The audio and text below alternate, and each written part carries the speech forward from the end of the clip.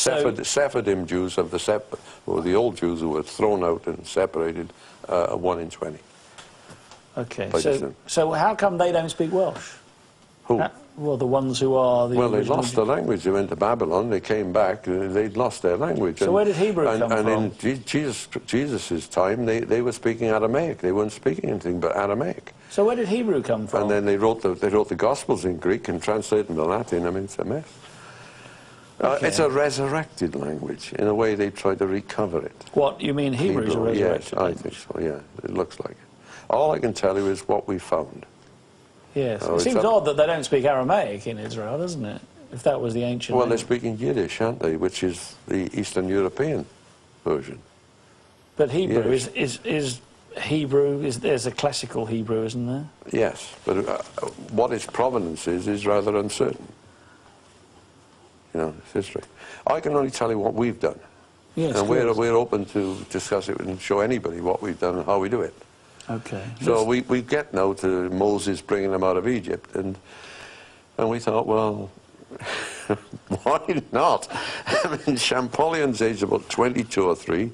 He's got Ippolito Rossellini with him, aged 18, claiming to be a professor.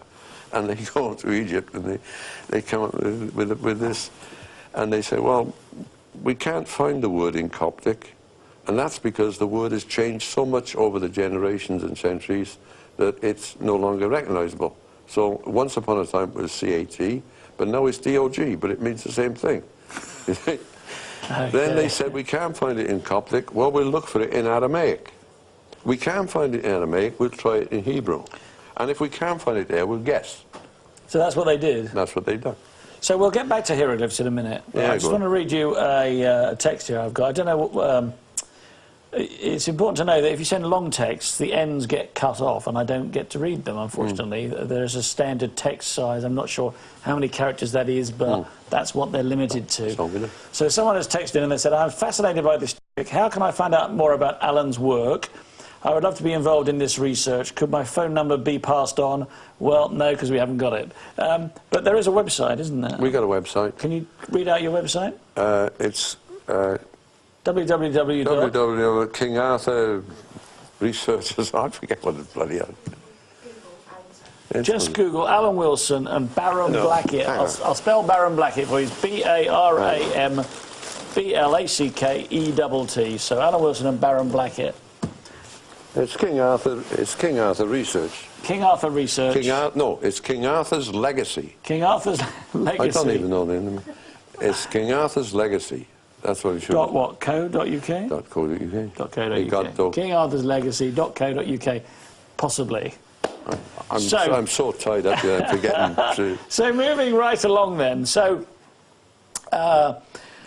let's talk about the Ark of the Covenant. Yeah, sure. Well, what we did, we realised that we had an authentic history and it was very, very real. So there are 13 ancient tales in Wales, and they're called the Mabinogi. The Mabinogi? No, they've restyled them the Mabinogion, which means children's tales, which has shielded them from the church, I think. But the Mabinogi seems to mean origins. The first 4 are tales of origin, and that means the origin of the solar system, the universe. You get things like Maloluk is the flood, and he marries Bronwyn, white breast breaking waves, and her brother is the great thunder god, Bran, and so on. And the flood and the breaking waves are receding, and they have a son who's Gwern, means a swamp. So you start to see that it's flood creation. Let me just interrupt you for a second to say that we're going to put up Alan Wilson's website on the screen in a moment, so if you get a pen and paper, you can write it down. King Arthur's Legacy. So the Mabinogi... So we realised that these were genuine tales saying things about storms and comets coming into our solar system, Venus going out of orbit, which is matching the ancient observations of Babylonian and other observatories. They say, oh, these guys didn't know what they were doing because Venus didn't do that. It did. Okay. So we then had a couple of other stories which really are how to read the stories. You follow me? It's all wound up with names, but they're really talking about planets and so on. But the last three are important, and the last three are Peredur, son of Evrog. Peredur is Steel Shirt. He's the planet Jupiter. There's Geraint and Enid. Geraint is Mars, strength. And the other one is Owen, and Owen is Orion. When you realise their solar stories, you can realise that we've got constellations in the heavens, and the planets move through the constellations because they orbit in the sun. Mm-hmm. My colleague asked me one day, he said, what's the name of that mound down there? Blydiad. I said, it means the ferocious warrior, you see. And then a big penny dropped, you see. We don't look at Greek and Roman things. We look at ancient Hebrew as far as we can, ancient Egyptians, and ancient, what's the other one? Anyway, Babylonian sort of names. Mm-hmm. The names that they gave to the star that we know as Hercules, our constellation, is the ferocious warrior. Then we realized there's another big mound called Tumbalum, the he-goat, Capricorn. And we're in another place, there's a shrine hidden in a little teeny valley. I don't know if 10 people know what it is in Wales.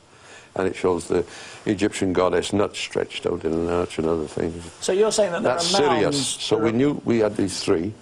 If we had three, we could triangulate and find Polestar. And bang, right on target, we got a standing stone. Now, I don't know if there's 70 or 80 of these mounds, and they're big. They're not little. They're monster mounds of Earth. And we realised that these mounds form a gigantic star map on the landscape. Well, we've got a map. We've got a picture of that. If we get a 42, yeah. It might take a couple of minutes, Alan. So keep talking about anyway, these star map mounds. So we found that right across Glamorgan and Gwent for about 45 miles and about 30 miles north or so. No, that's the central point. I'll come on to that. Keep it up. Okay. Now, in the one story, it tells how Arthur gathers the army, and we know where he gathered it, down at Merthyr Mawr, and they fight the Battle of Badon. Now, no scholar can find the Battle of Badon on Mynydd Badon because it's on the map. It says Mynydd Badon. Let's go to a couple more. We've got. Let's go to 43, 44, and so on. There's a little group of them here. Yeah, well, see the mounds. On the way back from the Battle of Badon, he's going home, you see. Well, that would be going home to this place north of Cardiff, because Badon's in the Maesteg Valley. There's a mound. There's a mound. Yeah, and it's got a name. Keep going, we've got a few of them. No, it's the same one. Anyway, halfway along, they stop. Yeah, and there's a strange game is played. That's in a park. I don't think that's a true mound. And this strange game is played is called Gwyddbwyll. There's one there, see, with houses built around it. In the Land Rover, there's a mound. There's a mound there. Okay. That is one of the outlying stars of Orion. What you're saying is that on the ground in Wales, there's a huge mounds, man-made mounds, placed in the same positions as a map of the stars. You got three up on the Garth Mountain at the Penturk, and they're the belt of Orion. And you find all the others. Then once you find one or two, you can actually go out and look for the other. You can go and look for them and spot them. Okay. Big ship Argo is traceable. So you, Taurus. I think we've probably seen enough of those now. So you looked at these star maps. Well, they're much bigger than that, most of them. Anyway. Yeah, you looked at these star maps. Yes. And what did it tell you? What did they tell you, these star maps? Well, we had a little diagram up there, and what happens is, there's another one. Oh, yeah. This game of Gwyddbwyll, star knowledge, is played between Arthur and Prince Owen. And they've said, oh, it's chess. It's not. It's star knowledge. 3 games are won by Arthur, and a rider comes each time to warn Owen that his soldiers are being defeated. 3 games are won by Owen, and another rider, each time a rider comes to tell Arthur his boys are in trouble from giant ravens. Now, this mirrors an ancient... This is a story in the Mabinogi. In the Mabinogi. Yeah. And you can find the site where this took place, because Arthur's servant is a red man on a red horse with a red cloak. And, you know, you got these white horses on things on hillsides in England. Salisbury. Well,